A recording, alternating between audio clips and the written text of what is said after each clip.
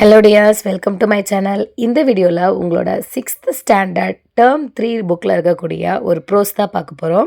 அதோட டைட்டில் என்னன்னு பார்த்தீங்கன்னா தட் சண்டே மார்னிங். இந்த ப்ரோஸ் பார்த்தீங்கன்னா சவிதா சிங் ரைட் பண்ணியிருப்பாங்க. அவங்க லைஃப்பில் நடந்த ரியல் எக்ஸ்பீரியன்ஸை தான் இந்த ப்ரோஸில் சொல்லியிருப்பாங்க. இந்த ப்ரோஸ் பார்த்தீங்கன்னா 3 பார்ட்டாக கொடுத்துருப்பாங்க. செக்ஷன் 1, 2, 3 அப்படின்னு சொல்லிட்டு. செக்ஷன் 1 ஆல்ரெடி நான் உங்களுக்கு ஒரு வீடியோவில் போட்டிருக்கேன். அதோட லிங்க்கும் நான் கொடுக்குறேன், செக் பண்ணி பாருங்கள். இந்த வீடியோவில் செக்ஷன் 2ல் என்ன நடந்துச்சு அப்படின்னு தான் பார்க்க போகிறோம். அதுக்கு முன்னாடி செக்ஷன் 1 எதோட முடிஞ்சுது அப்படின்றத பார்த்துடலாம். சவிதா பார்த்திங்கன்னா அவங்க பிரதரோட ரேஸில் கலந்துருப்பாங்க இல்லையா. ஸோ பிரதரை விட முன்னோக்கி போயிட்டு இருந்திருப்பாங்க ரேஸில். அதோடு தான் முடிஞ்சுது. இப்போ அதுக்கப்புறம் வின் பண்ணாங்களா இல்லையா, இல்லை என்ன நடந்தது அப்படின்றத இந்த வீடியோவில் பார்க்கலாம். சவிதா இப்போ அவங்க பிரதரை விட வேகமாக போயிட்டு இருக்காங்க. அவங்களோட ரேஸோட எண்டே பார்த்திங்கன்னா ஒரு கார்னர். அந்த கார்னர் ஃபஸ்ட்டு யார் போய் தொடுறாங்களோ, யார் ரீச் பண்ணுறாங்களோ அவங்க தான் வின்னர். இப்போ சவிதா என்ன சொல்கிறாங்க அப்படின்னா, என்னால் அந்த கார்னரை பார்க்க முடிஞ்சுது, அதுவும் மங்கலாக இருக்குது. அவங்க விடியற் காலையிலேயே போயிருந்திருப்பாங்க அந்த ஊரெல்லாம் சுற்றி பார்க்குறேன்னு சொல்லிட்டு.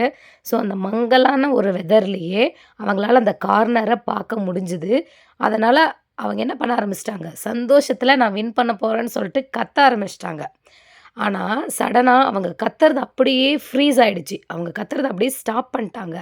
காரணம் என்னென்னா, நடு ரோட்லேயே தனியாக ஒரு கவ் நின்றுட்டுருக்கு. ஐயோ, இவ்வளோ வேகமாக போகிறாங்க, திடீர்னு ஒரு கவ் அவங்க முன்னாடி தெரியுது. என்ன பண்ணுவாங்க, நாம்பளாக இருந்தால் என்ன பண்ணுவோம், பிரேக் போடுவோம். சேம் அதே தான், அவங்களும் டக்குன்னு பிரேக் போட்டுட்டாங்க. அதே மாதிரி அந்த சைக்கிளும் பார்த்திங்கன்னா அப்ரப்டாக அப்படியே ஸ்டாப் ஆகிடுச்சு. சடனாக சைக்கிள் ஸ்டாப் ஆகிடுச்சு. ஆனால் அவங்களோட பாடியை அவங்களோட கண்ட்ரோலில் எடுக்க முடியல. அவங்களோட பாடி என்ன ஆயிடுச்சு, அவங்களோட அப்படியே பறந்து போய் அந்த நடு ரோட்டில் தனியாக ஒரு கவு நின்றுட்டு இருந்தது பார்த்தீங்களா, அது மேலே போய் அப்படியே விழுந்துட்டாங்க. அதுக்கப்புறம் அந்த கவு இப்போ என்ன பண்ணும், என்னடா திடீர்னு ஒரு நம்ம மேலே ஒன்று விழுதே அப்படின்னு சொல்லிட்டு பயத்தில், அந்த அட்டாக்கை பார்த்தவொடனே பயத்தில் அப்படியே 2 காலையும் மேலே தூக்கிட்டு அங்கேருந்து அப்படியே ஓட ஆரம்பிச்சிருது பயத்தில். சவிதா இப்போ அந்த கவு மேலே தான் இருக்காங்க. அப்படி டைட்டாக பிடிச்சிக்கிட்டாங்க. கீழே விழுந்து எங்கடா செதஞ்சு நம்ம உயிருக்கு என்ன ஆகுமோ அப்படின்ற பயத்தில் அந்த கவு டைட்டாக பிடிச்சிக்கிட்டாங்க. ஆனால் அந்த கவு என்ன பண்ணுது, பயத்தில் அப்படியே ஓடுது. அந்த கார்னருக்கே போயிடுச்சு பயத்தில் ஓடி போய். அப்படியே அந்த கவு டேர்ன் பண்ணும்போது அவங்க இன்னொரு பயங்கரமான விஷயம் பார்க்குறாங்க.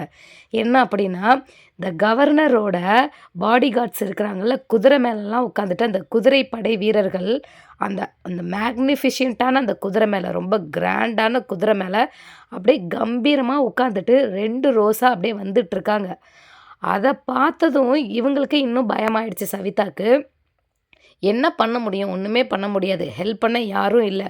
ஐயோ, குதிரை வேற வருதே அப்படின்னு சொல்லிட்டு இன்னும் நல்லா டைட்டாக பிடிச்சிக்கிறாங்க. வேறு வழியும் இல்லை.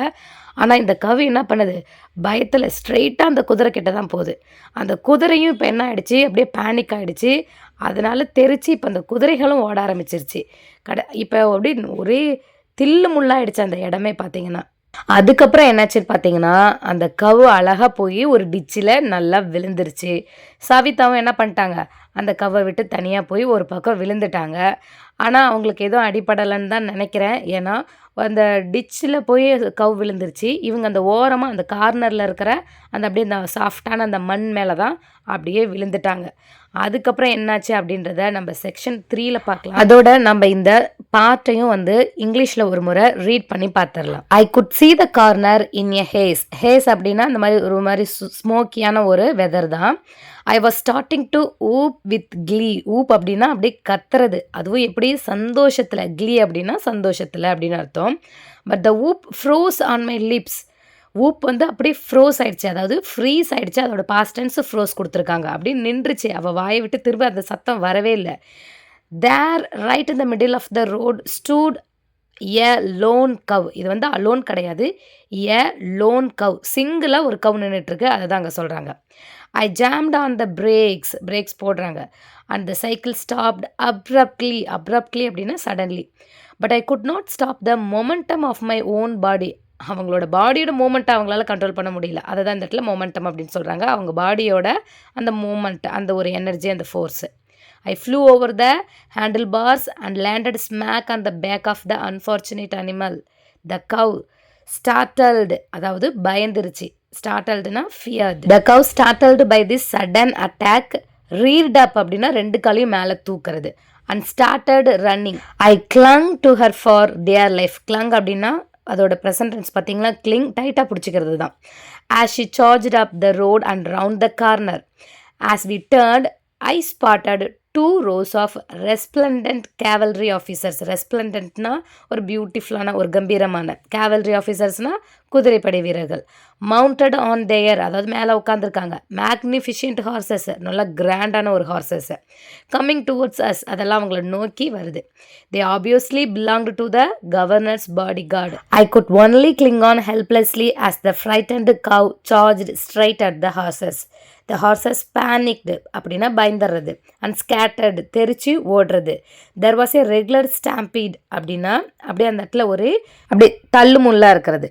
the cow managed to fall into the ditch and in the process dislodged me. அதாவது அவங்க அந்த கவர் டைட்டாக பிடிச்சிட்டு இருந்தாங்கல்ல, அதை விட்டுட்டு வேற இடத்துல தனியாக அப்படி விழுந்துட்டாங்க. and I landed on the soft earth bordering the ditch. அந்த டிச்சோட கார்னரில் தான் விழுந்துட்டாங்க. செக்ஷன் 3ல என்ன நடந்தது அப்படின்றத நெக்ஸ்ட் வீடியோவில் பார்க்கலாம். until then bye.